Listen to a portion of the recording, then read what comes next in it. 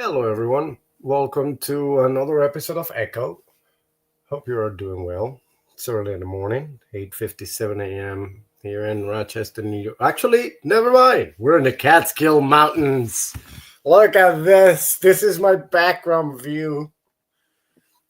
And whoever can see it and you're listening on the podcast, I am literally in a tiny trailer. Um, it's like, if you can see here, literally it's like about 15 feet, no more than 15 feet long, if you include the bathroom behind that wall, that door. Little tiny kitchen, little tiny, like the sink is the bathroom sink is outside on the kitchenette, tiny microwave, AC, heater, lockbox for your cell phones. That's it. And then the little thing is thrown into the middle of the Catskill Mountains. Literally, your bed, as you can see right now, for those of you who can, a tiny window, a small window in the bottom, front of the bed, so you can see straight out. Campfire right at it as well. This place, obviously, you gotta pay for everything you use, so I haven't used anything. But they got, if you want to buy your, coffee to make, or you came here and you forgot your bonfire material or s'mores and whatnot, they got it there. I mean, $7 for the little bag of s'mores and like $10 or $15 for like some logs and whatnot. But still, enjoyable if you can afford it. But look at this view. You shut this light off, like not this light off. Sorry. You wait until nighttime and you can't tell if somebody's literally standing right next to your window. So that right there, it is exciting. I love it. I mean, I had the chance to stay at another hotel because I had to drive about 4 hours away for a job. And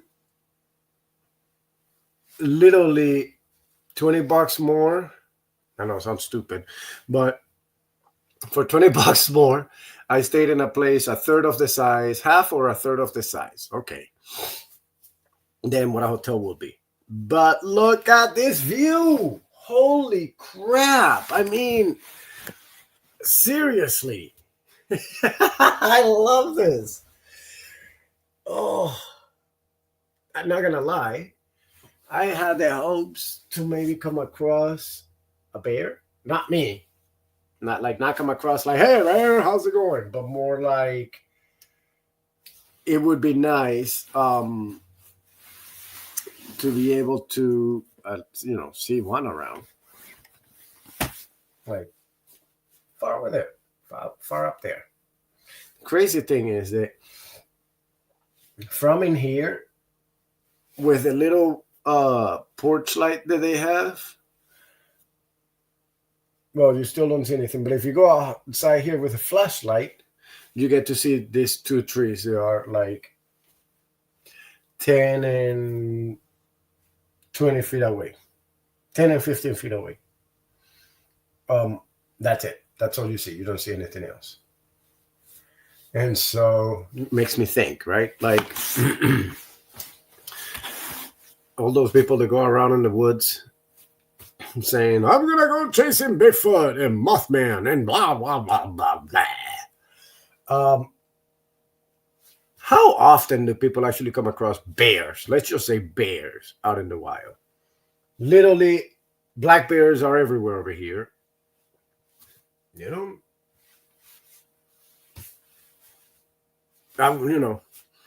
thinking it's going to be right there. Now imagine a fucking Bigfoot. Seriously? Like, how many deer you come across when you're walking around? And then, oh yeah, look at him, I'm sitting right there. Very, very, very little, even when you're actually looking for it. Deer hunters sometimes spend days without seeing a fucking deer. But everybody expects to see a Sasquatch the night that they go check. I did wanted to touch on something. I shared on my Facebook feed yesterday. Sorry, I gotta turn on my car. That's why I'm looking down onto my phone. I shared an article yesterday about one of the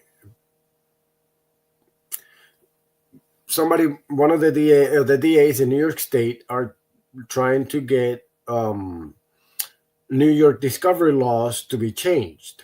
The New York discovery laws are rules that the district attorney has to be able to submit, within how long of a period of time can you submit all the documents and proof needed for the defense to be able to have a defense and to be able to work on their stuff. Because normally the situation how it used to work is that the DA didn't have to give you any of the evidence until like close to the trial, because they wanted to keep their shit tight and whatnot. And but then you weren't able to defend yourself until just a month or 2 or 3 into the trial.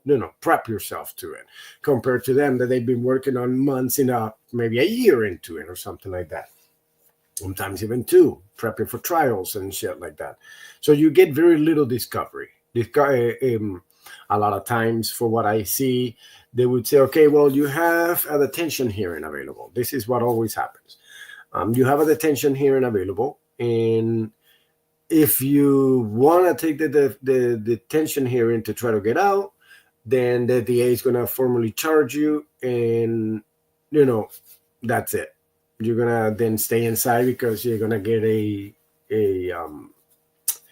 grand jury to just accuse you with a higher charge. So it's better not to do it. That makes sense, blah, blah, blah. At least for the person agreeing, the defendant agreeing not to do that, because usually you do get a better deal to plead guilty if you're not accused formally, like by a grand jury, and only accused by information, meaning a piece of paper that the DA writes, and he says, the district attorney of such and such county is accusing such and such for such crime.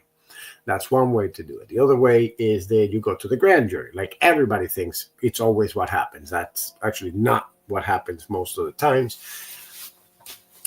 Because usually it's just done through plea deals and stuff like that to avoid a grand jury, so that they don't slap you with higher charges. Because then all of a sudden it's like, okay, well, we're going to charge you with this, but if we go to the grand jury, we're going to present that and anything else that we can present. So instead of coming out with 1, you might come out with 3, 4, 5 charges. That's why. Recently, I have, let me see if I find the video here, because recently there was this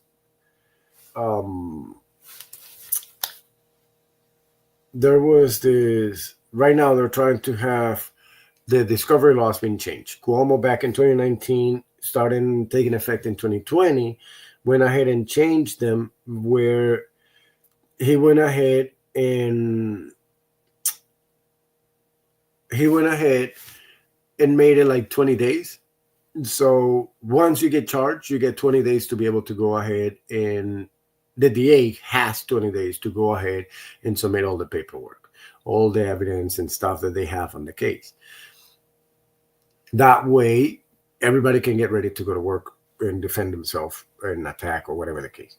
Now, they're saying that that's not enough time, because it's just too little time, especially with big cases. They have huge volume, terabytes of data.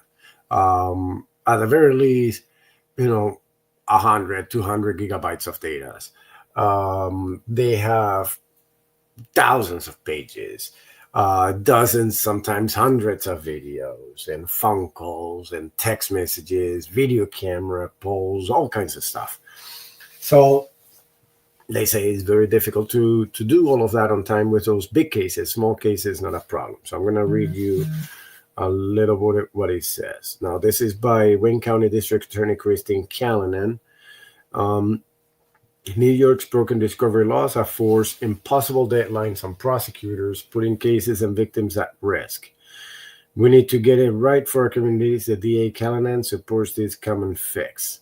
Now, the news article itself says, following a recent visit with survivors and domestic violence and sexual assault, New York Kathy Hochul announced her proposal to reform the state discovery laws. These are the procedures the prosecution and defense are expected to follow during a criminal trial and exchange all evidence with each other in a timely manner. Usually the defense doesn't have much evidence to give, so that's why it usually lands on the DA. The current set of laws were formulated in 2019 and took effect in 2020. Under former Governor Andrew Cuomo, these laws require prosecutors to submit their evidence to the defense within 20 days if the defendant is in public police custody, or 30 days if the defendant is not in police custody. If a piece of evidence is not submitted in time, the defense can call for the dismissal of the case. Such a restricted time frame has proven to be problematic for district attorneys, prosecutors statewide, including Wayne County District Attorney Kristen Callanan. She says, depending on the length of investigation, the type of crime that was committed, this could include hundreds of hours of videos and thousands upon thousands of pages of documents, Callanan said. So it's not as easy or quick as people think. She explains that the current timetable for submitting evidence is unrealistic in many scenarios, and that the principle of these discovery laws are lost due to this restriction. The point of discovery law should be that every defendant gets all the pieces of paper and evidence, and knows what they need. But it shouldn't be at the cost of victims and successful prosecutions. The new proposal made by Hochul will extend grace periods to prosecutors who may accidentally fail to submit evidence within the time frame and lessen the possibility of a case dismissal due to it. Callanan emphasizes the difference this could make inside the courtroom, adding many other district attorneys are in favor of the suggested form. We just want to ensure that if something is missing, it doesn't result in the dismissal of our cases. That's detrimental for our community, to the criminal justice systems, and our victims. These reforms aren't erasing discovery lies, they're making it a fair place for everyone to operate while taking into account everyone's interests, Callanan said. Those reforms are only proposal as of right now and are expected to be part of the 2026 state budget. Now they will need to be approved by the state legislature in order to be enacted. Now, with all of this, I also started to hear about some of the other side, the defense lawyers. Some of the defense lawyers are not in agreement with this. I haven't been able to get their side of the story yet.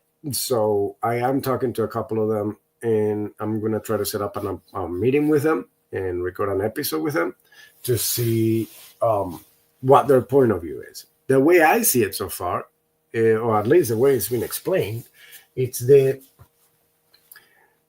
if you don't submit everything within your 20 days or 35 days, if you're out of it, you can then your case be completely dismissed.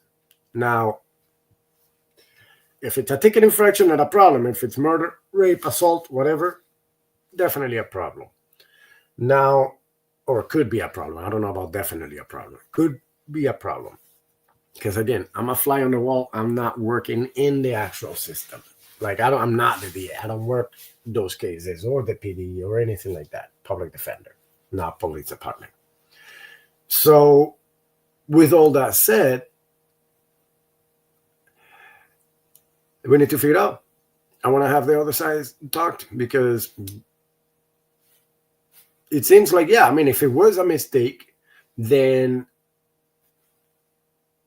maybe we should extend that case. We don't want to get a real criminal out on the streets. But that's the difficult part, because a lot of times, or little or not, people use their judicial system to break with their boyfriends, girlfriends, partners, friends, whoever it is. I don't want to deal with you. I'm just going to accuse you of something. I'm not saying that happens all the time or how often it happens, but I've seen it happen plenty enough. So that's definitely one of the subjects that I want to take a look at and see. Anyway, I got to start getting ready to go to work. I hope you all have a great rest of your day. And I am going to miss this little trailer. Oh my God. This looks so beautiful. Well, hopefully today or tomorrow, pretty soon I'll be able to have one of the persons on the other side to go ahead and give us some information about it. I don't know. I'm going to try to see maybe I can get a judge to give us some info on it as well. Well, I hope you all have a great rest of your day. Have a good one. Don't forget to follow and like if you can.